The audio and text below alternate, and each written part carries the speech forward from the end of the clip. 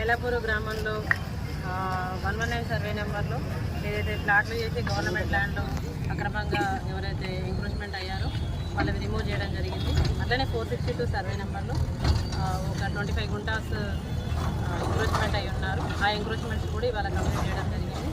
ఇదంతా హైదరాబాద్ పరిధిలో జరుగుతుంది. ఈరోజు ఎన్ని నిర్మాణాలు కూల్చేశారు మేడం? ఈరోజు ఒక 10 నిర్మాణాలు